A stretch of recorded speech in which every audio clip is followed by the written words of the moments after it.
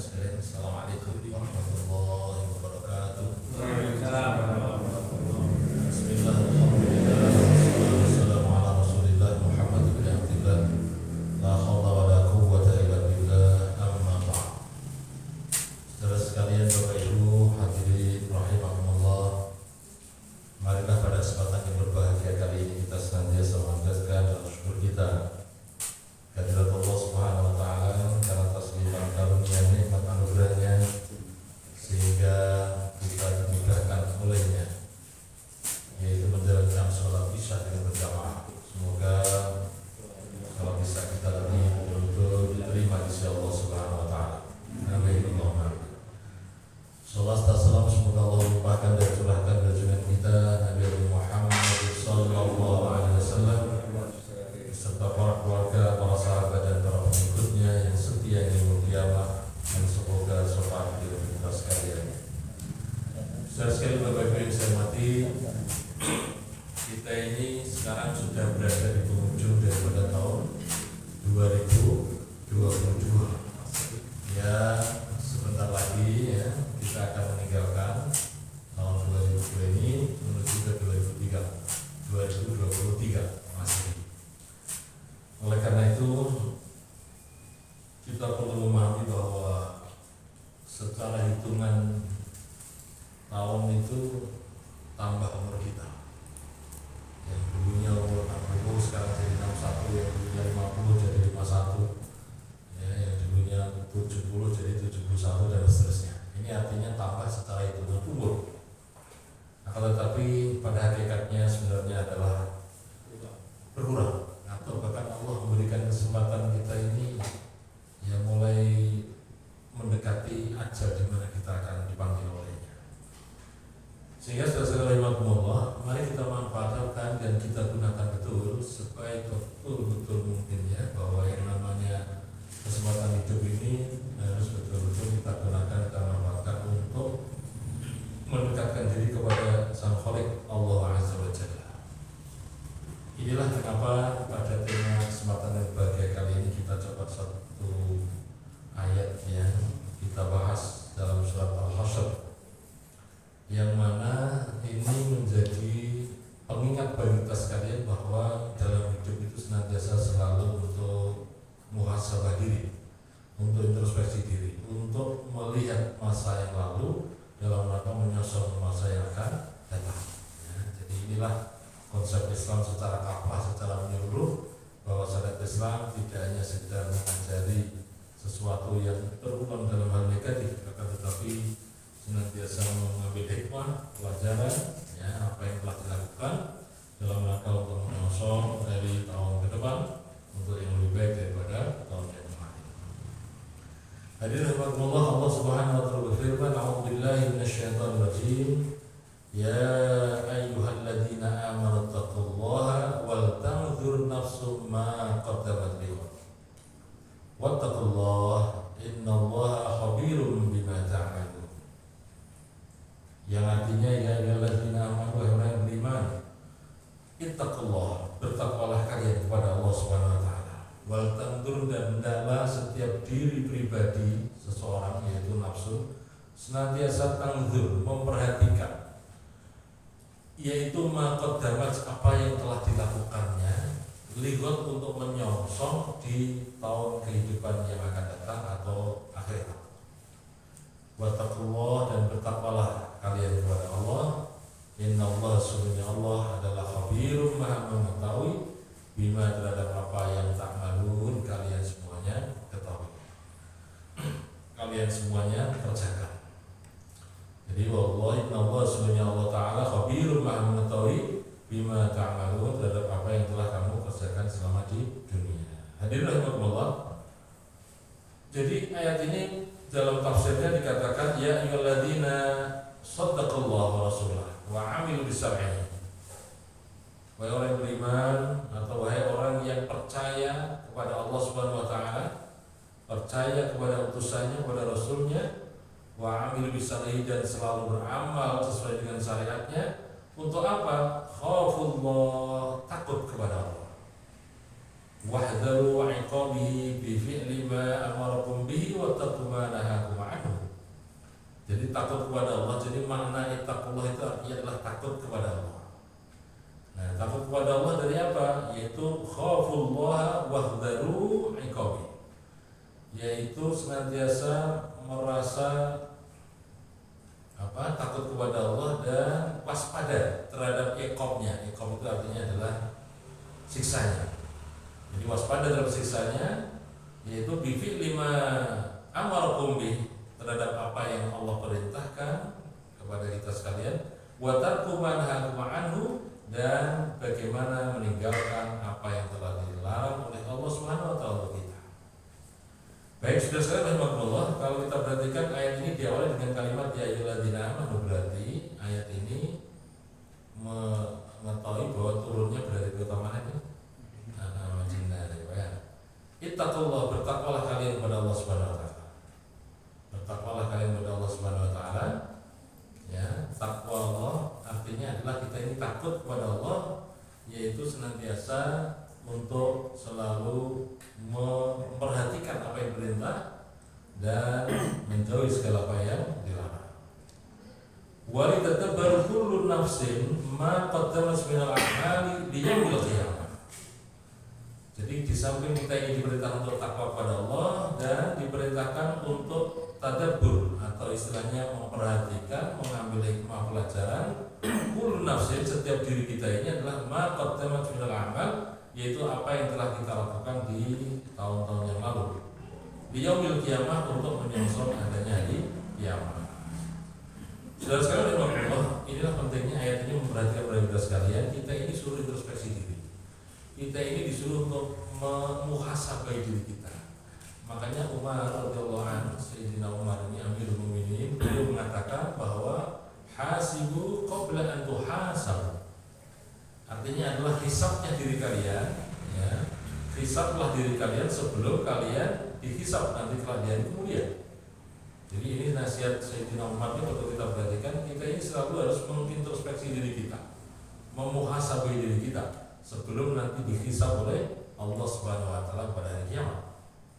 Ya, jadi ini artinya adalah tepat sekali sebagaimana difirmankan Allah di dalam ayat ini, yaitu wal tanzur nafsum ma qaddamat liqad. Setiap diri kita itu memperhatikan, ya, bagaimana tahun lalu yang kita kerjakan untuk mempersiapkan tahun yang akan datang.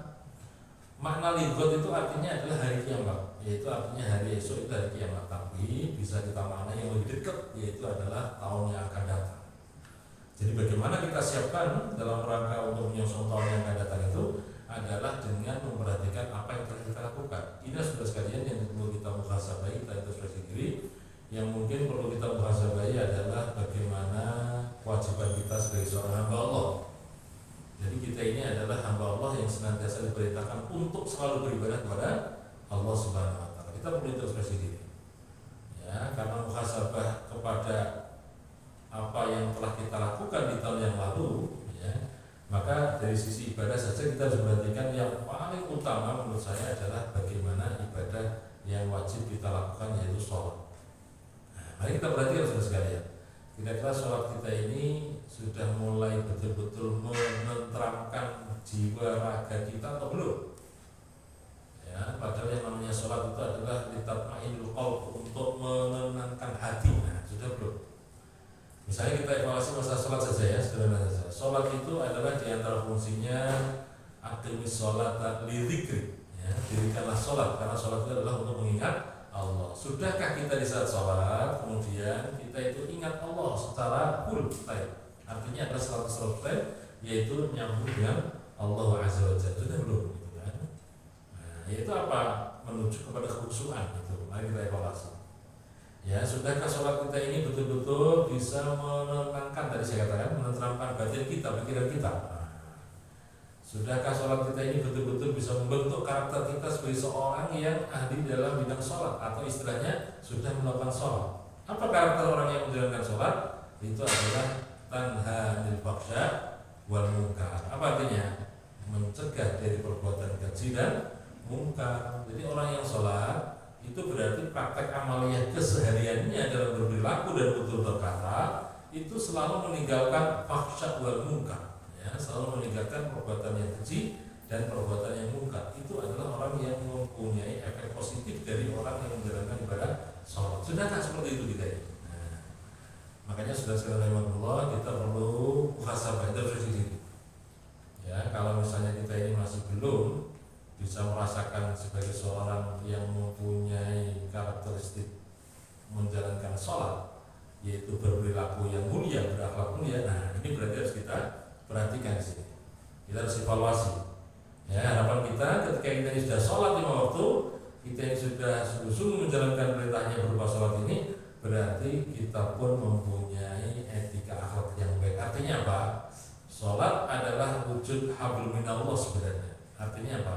Mempunyai komunikasi yang baik kepada Allah. Secara bahasa yang lain adalah kita sholat itu sebenarnya adalah membangun hubungan vertikal kita kepada Allah Subhanahu wa taala. Nah, ternyata saudara sekalian, yang namanya sholat itu ketika kita sudah berhubungan secara vertikal kepada Tuhan kita Allah Subhanahu wa taala, itu pun harus berdampak positif kepada hubungan kita secara manusiawi, yaitu apa? Hubungan horizontal. Hubungan sama kita dengan manusia, hubungan sama kita ini dengan makhluk yang lainnya. Nah, ini kira-kira sudah menjadi orang yang sholat atau belum? Ya, sholat ini sudah betul-betul bisa menjaga perilaku kita untuk selalu baik atau belum? Nah, ini kita evaluasi. Sama-sama Pak, makanya tadi saya katakan kita, bahasa kita itu ya saya sama dengan, jadi berdua artinya sama-sama. Ya, mari kita jaga dengan sholat itu kita bisa membentuk pribadi diri kita, yaitu bagaimana pribadi yang mempesona, tutur katanya sungguh indah menawan dan enak didengar. Ya, kemudian perilakunya sungguh sedap dipandang mata, qurrata ayun kalau dalam bahasa Al-Quran. Ya, baik tutur katanya, tingkah laku, perbuatannya itu sungguh sangat menawan dan sangat menyejukkan ketika kita bersanding dengannya misalnya. Nah, kalau sudah seperti itu sudah saya Allah, ya berarti kita tinggal melanjutkan saja di tahun yang akan datang. Ya, inilah pentingnya kenapa kita harus mengevaluasi diri kita, muhasabah dalam diri sendiri ini, yaitu kira-kira perbuatan apa di kemarin itu, tahun yang lalu itu adalah yang perlu kita perbaiki, yang perlu kita untuk senantiasa evaluasi diri. Ya, termasuk misalnya begini, kita evaluasi tentang pentingnya kita menghidupkan suasana di malam hari untuk beribadah pada Allah misalnya. Ketika kita sudah capek di malam hari, kemudian kita istirahat untuk tidur, ya. Dan apakah kita sudah menghidupkan di sepertiga malam misalnya? Nah, mari saudara sekalian, kita harus perhatikan. Jadi kalau saya merasakan tambahnya umur itu ternyata mulai untuk tidur itu pun juga tidak bisa lama. Artinya apa? Kelamaan sedikit sudah terasa apa? Capek. Jadi tidur itu capek. Makanya kemudian dibangunkan oleh Allah Subhanahu wa taala, yang mana bangunnya itu kadang-kadang kalau sudah biasa yaitu bisa sebelum subuh. Nah, misalnya jam 3 sudah bangun atau setengah 4 sudah bangun. Nah, kita gunakan, kita manfaatkan betul untuk takarrub, mendekatkan diri kepada Allah Subhanahu wa taala. Nah, ini jadi mari kita evaluasi betul ya. Sudahkah kita ini sudah membangunkan diri kita di seperti malam misalnya? Ya, sudahkah kita menjalankan tombo hati ono limo? Apa Pak? Yang pertama itu moco Al-Quran, angan-angan sama none misalnya. Nah, ini tombo hati ini penting sekali ya. Yang kedua Pak, sholat wengi lakono. Yang ketiga wong kang soleh kumpulno. Yang keempat apa? Wonten ira kudu luwe, artinya puasa gitu kan. Yang terakhir apa? Zikir wengi kan suwe. Mari kita perhatikan. Ini saya yang sederhana saja, tapi untuk membangun diri pribadi kita supaya dekat dengan Allah dan terobati hati kita ini atau pikiran kita, yaitu dengan menjalankan salah satu dari lima itu. Salah satu Pak. Tapi kalau misalnya bisa menjalankan semuanya, nah ini lebih bagus. Baik, mari kita evaluasi. Nah, kemudian kita evaluasi diri kita juga. Jadi mengatakan damat itu artinya adalah apa yang telah lalu kita lakukan. Mari kita introspeksi diri. Ketika kita contohnya adalah sholat tadi ya, kemudian bagaimana sudah berefek kepada lingkungan belum bahwa kita ini adalah orang yang diterima oleh masyarakat kita ya. Apakah diri kita ini diterima oleh lingkungan kita, nah, oleh lingkungan PRT dan seterusnya gitu ya, atau belum? Nah, kita evaluasi. Begitu juga tata pergaulan kita, bagaimana kita yang bergaul dengan keluarga kita, dengan suami, dengan istri, dengan anak-anak gitu ya. Bagaimana kita ini mau memperlakukan kepada sanak famili, saudara, paman, paman dan seterusnya. Nah, bagaimana kita berlaku kepada kedua orang tua yang masih hidup misalnya, atau bahkan yang sudah almarhum, sudah meninggal. Mari kita evaluasi. Ya, mari kita lihat mata terdampak dulu ya, untuk menyongsong di hari yang akan datang. Nah, saudara sekalian rahimahullah, indahnya di ayat ini ya, kalau nanti dengan perhatikan ayat ini, ittaqullah itu ada dua itu di satu ayat Pak ya. Artinya adalah perintah untuk bertakwa kepada Allah di ayat ini itu ada dua. Yang pertama adalah ya ayyuhalladzina amanu ya. Itu dengan kalimat ya ayyuhalladzina amanu taqullah wa ya beriman takwalah kalian kepada Allah. Nah, jadi ini yang pertama.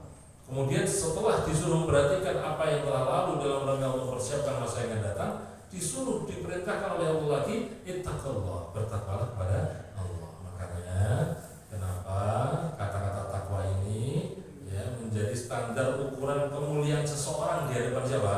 Allah Subhanahu wa taala. Inna akramakum indallahi atqakum. Ya, sesungguhnya yang paling mulia di sisi Allah adalah yang paling bertakwa di antara kalian. Ketakwaan bukan dilihat dari saja harta yang dimilikinya, ketakwaan bukan dilihat dari jabatan yang diembannya, ketakwaan bukan dilihat dari harta yang dimilikinya, bukan ya, tapi ketakwaan di sisi ya, yang namanya kemuliaan seorang itu adalah dilihat dari ketakwaannya di sisi Allah Subhanahu wa taala. Baik, jadi ini itu bertiga. Jadi makanya takwa di sini perintahnya sampai 2 kali, ittaqullah. Kemudian yang berikutnya lagi ittaqullah ya. Sehingga Nabi kita mengingatkan kepada kita sekalian bahwa takwa ini ternyata disuruh dimanapun kita berada. Apa itu hadisnya? Ittaqillaha haitsuma kunta. Bertakwalah kalian dimanapun kalian berada.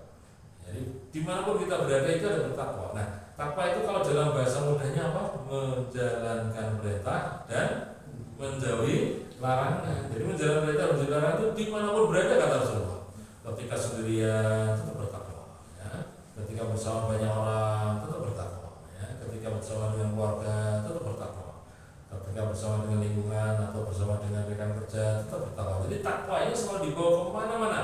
Itulah anjuran Rasulullah, ittaqillah haitsuma kunta. Ya, bertakwalah kalian dimanapun kalian berada. Ya, kemudian ayat hadis berikutnya itu wa'atbi sayyatal hasanata tamfuha. Ya, ikutilah perbuatan yang jelek negatif itu dengan perbuatan yang positif yang baik. Untuk apa? Tamfuha, untuk menghapus kejelekan yang ada itu supaya dihapus dengan kebaikan-kebaikan yang ada.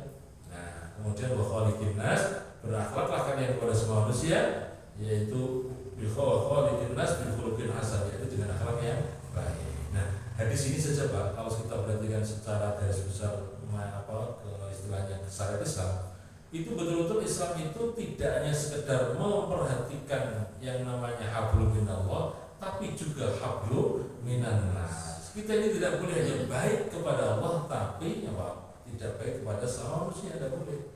Jadi hablum minallah juga baik, hablum minannas juga baik. Hubungan vertikal juga baik, hubungan horizontal juga baik. Itulah Islam kamal. Jadi Islam yang betul-betul sangat memuliakan seluruh ya perilaku, lingkungan dan seterusnya. Baik, Rasulullah. Jadi ittaqullah 2 kali disebut di sini Allah.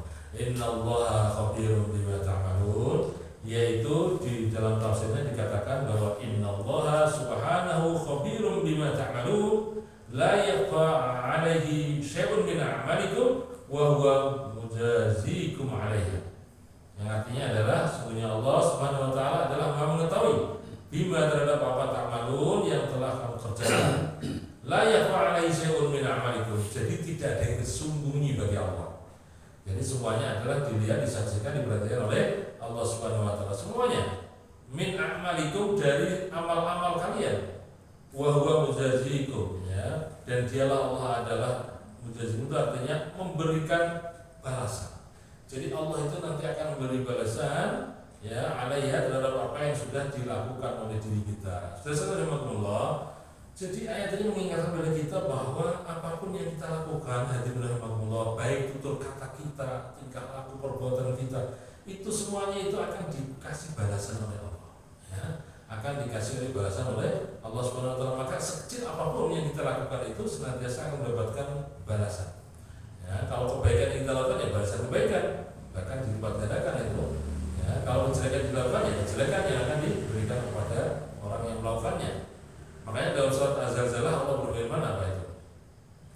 Di sini cara ibarat dulu kita belajar itu namanya surat Idza Zulzilat. Nah, itu ya. Surat Al-Zalzalah sebenarnya itu. Fa may ya'mal mithqala dzarratin khairan yarah wa may ya'mal mithqala dzarratin syarran yarah. Jadi may ya'mal mithqala, dan barang siapa yang beramal seberat misqal dzarrah, yaitu seberat biji sawi, ya, seberat atom kecil sekali. Yang mithqala dzarratin khairan yarah, jadi yang namanya kebaikan maka yarahu. Jadi Allah akan melihat, Allah akan menyaksikan, Allah akan memperhatikan. Kemudian faman ya'mal mithqala dzarratin syarran yarah, barang siapa yang melakukan sebuah amal perbuatan yaitu syarr, yang artinya kejelekan, yang walaupun sebiji sawi istilahnya, seperti darah tadi, maka Allah pun akan melihat dan menyaksikan dan akan memberikan balasan sesuai dengan apa yang kita lakukan, ya. Jadi ini menjadi introspeksi kita sekalian, dan ingat adalah Allah mengetahui apa yang kita lakukan, gerak-gerik diri kita. Bahkan tidak hanya sekedar yang nampak, yang tidak nampak, yang masih berupa kerentak atau niat dalam hati saja, Allah pun juga tahu, Allah ngerti, Allah paham, ya, Allah menyaksikan, Allah sangat memperhatikan betul. Ya, walaupun itu adalah tidak kita nampakkan dalam wujud perbuatan yang kelihatan oleh mata kita, tapi Allah Subhanahu Wa Taala tetap memperhatikannya walaupun masih dalam hati. Makanya istilahnya kalau kita berniat baik, ya, kalau sekarang misalnya yang namanya ibadah haji itu kan antrinya lama sekali, tapi sudah niat, sudah nabung, sudah mendaftar dan sudah menunggu antrian, itu yang namanya niat seperti itu, insya Allah sudah tulis oleh Allah Subhanahu Wa Taala. Ya, jadi artinya kebaikan sebesar darah itu akan dicatat oleh Allah Subhanahu Wa Taala. Baik, jadi ayat ini sekali lagi mengingatkan kepada kita sekalian, mari kita siapkan untuk menghadapi tahun yang akan datang itu dengan memperhatikan amal perbuatan kita di tahun sebelumnya. Jadi artinya kalau kemarin, ya, perbuatan baik sudah kita lakukan, di tahun 2023 kita tingkatkan. Ya, kalau kemarin kita masih berbuat negatif, berbuat jelek misalnya, maka di tahun yang berikutnya, ya, 23 ini berarti harus berbuat yang sebaik mungkin. Ya. Baik, ini yang ayat pertama yang kita kaji. Yang kedua, saudara sekalian rahimakumullah, wala takunu kalladzina nasullaha fansahum anfusahum ulaika humul fasiqun. Ya. Wala takunu, dan janganlah kalian menjadi kalladzina, orang-orang yang nasullah, yaitu orang yang lupa kepada Allah. Janganlah kalian itu menjadi orang yang lupa kepada Allah. Kalau sudah seperti itu, fa'ansahum anfusahum, maka Allah akan menjadikan diri mereka itu lupa kepada dirinya. Ya, kalau misalnya ada orang yang lupa kepada Allah, maka Allah akan melupakan tentang dirinya. Nah, artinya apa?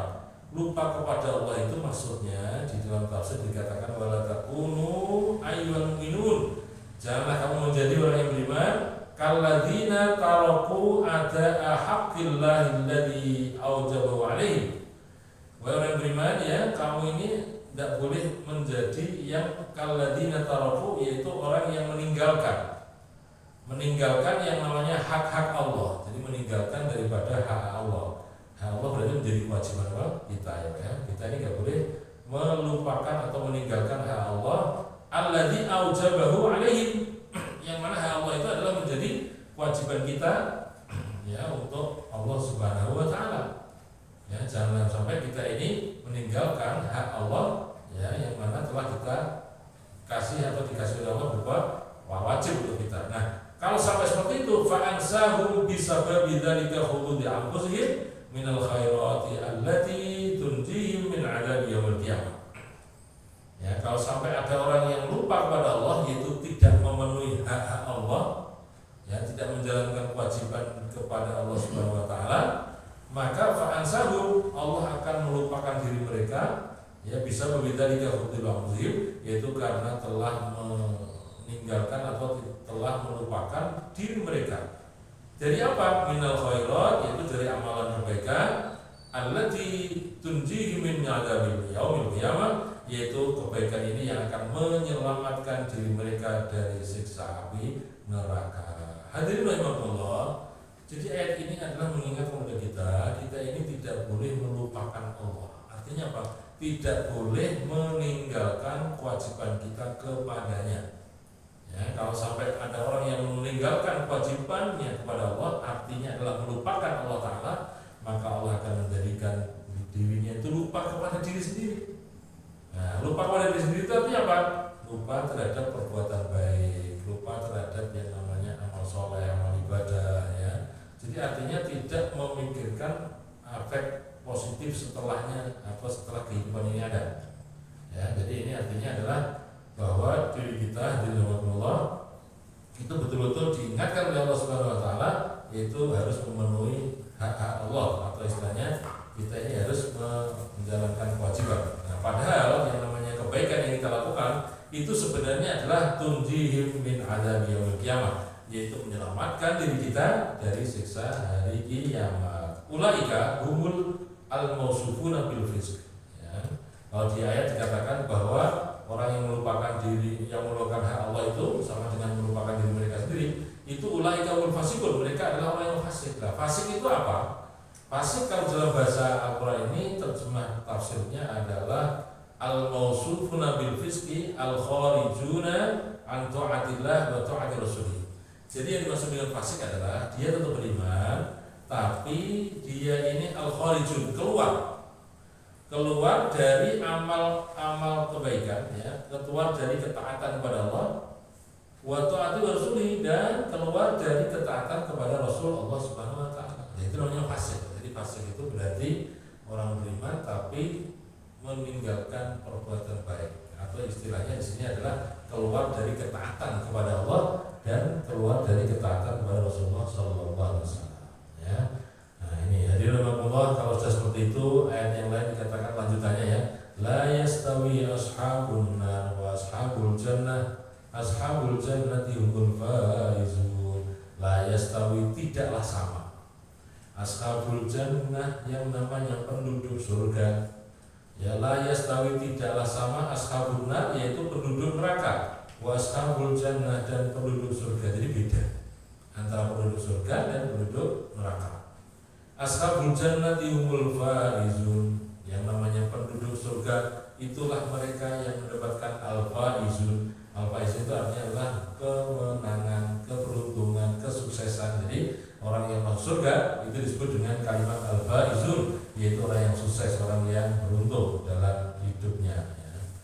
Saudara rahimakumullah, artinya adalah la yastawi ashabun nar al-mu'adzibun. Jadi orang yang disebut dengan ashabun nar atau penduduk daripada neraka itu adalah al-mu'adzabun, orang yang disiksa. Jadi orang yang disiksa itu berarti dia adalah orang penghuni neraka. Wa ashabul jannah, dan orang yang disebut dengan golongan penduduk masuk surga itu adalah al-munaimun. Al-munaimun itu artinya adalah orang yang mendapatkan nikmat dari Allah Subhanahu wa taala. Ashabul jannah hum adz-dzafiruna bi kulli matlub. Jadi penduduk surga itu adalah mereka ini mendapatkan sebuah kemenangan dari setiap apa yang telah dicari dulu ketika di dunia, ya. Jadi orang yang di dunia ini maka kemudian akan mendapatkannya kalau di akhirat, yaitu itulah orang yang disebut dengan penduduk ahli surga. An-najuna min kulli makruh, yaitu selamat dari sesuatu yang dimakruhkan, sesuatu yang dibenci. Nah, jadi ini namanya penduduk surga. Jadi intinya penduduk neraka itu adalah al-mu'adzibun, yaitu orang yang disiksa, sedangkan penduduk surga adalah al-munaimun, orang yang mendapatkan nikmat dari Allah Subhanahu wa taala. Hadirin rahimakumullah, ya, jadi menjadi introspeksi bagi diri kita sekalian, mengingat pada ayat ini bahwa mari kita perhatikan sekali lagi apa yang telah lalu dalam rangka untuk mempersiapkan diri dalam yang akan datang. Dan yang kedua adalah jangan sampai kita ini melupakan hak Allah yang menjadi kewajiban diri kita yang harus kita kerjakan. Dan kita harus paham betul bahwa penduduk surga dengan penduduk neraka yang beda. Ya, kita kepinginnya masuk di dalam surganya siapa? Allah Subhanahu wa taala. Sudah sekalian, rahimakumullah, ada satu ayat yang menjadi penutup, yaitu tentang hikmah Al-Quran ini. A'udzubillahi minasyaitonirrajim. Law anzalna hadzal qur'ana 'ala jabalin la ra'aytahu khashi'an mutasaddian min khasyatillah.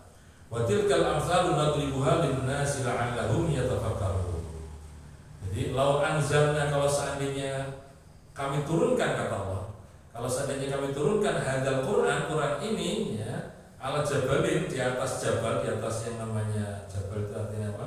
Gunung, gitu ya. La ra'aitahu, engkau akan menyaksikan gunung tadi adalah khasyian mutasaddian min khasyatillah. Takut, Pak. Khasyian itu artinya takut. Mutasaddian, dan kemudian terbelah atau istilahnya tersungkur, ya, min khasyatillah, karena takut kepada Allah Subhanahu wa taala. Ya, jadi kalau seandainya Quran itu turun di sebuah gunung, gitu, Pak, maka kalian akan menyaksikan gunung tadi adalah khusyuk. Khusyuk itu artinya khasyian, ya. Istilahnya di PDP atau tawadhu, ya. Mutasaddian masyadillah, ya, kemudian menjadi apa namanya mutasaddian itu artinya terbelah atau istilahnya terpecah, ya, min khasyatillah,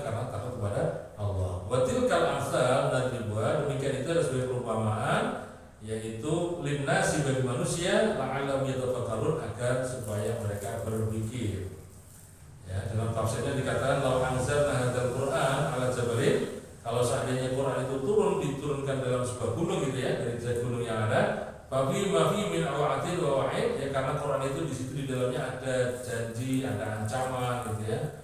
Maka la basaltuhu ala quwwatin nasyiddati sulati wa duhamati. Maka kamu akan menyaksikan kekuatan gunung tadi ya, atau istilahnya kekuatan gunung dalam berdirinya tadi itu ternyata dalilan mustafiqan, artinya adalah terpecah belah gitu kan, min khasyatillah, karena takut kepada Allah Subhanahu wa taala. Saudara sekalian rahimahullah, itulah mukjizatnya Quran. Makanya kalau di dalam riwayat kalau Quran turun kepada diri Rasul, jadi ibarat Rasulullah itu kalau misalnya mendapatkan Al-Quran ya dari Allah Subhanahu wa taala, turunnya Quran itu dalam riwayat dikatakan bagaikan suara gemerincing lonceng yang sangat keras dan memekakkan telinga. Makanya Rasul saat itu ketika turun wahyu ini ya, kemudian beliau ini adalah merasa berat sekali ya. Bahkan dalam riwayat ya tadi itu sampai gemerincing lonceng yang keras tadi ya, Rasulullah merasa gemetar dan keluar keringat, cucuran keringatnya. Bahkan kalau seandainya saat itu kalau sedang naik ontanya pun kemudian apa? Namanya apa? Yang cara istilah lepro. Kalau dalam bahasa saya di desa itu kalau sapi namanya lepro tadi itu. Nah gitu ya. Jadi itu kalau misalnya di atas onta, saking beratnya. Ya, jadi itulah maka dikatakan kalau seandainya Quran itu turun di dalam sebuah gunung, ya gunungnya itu kemudian hancur Pak di dalamnya. Karena apa?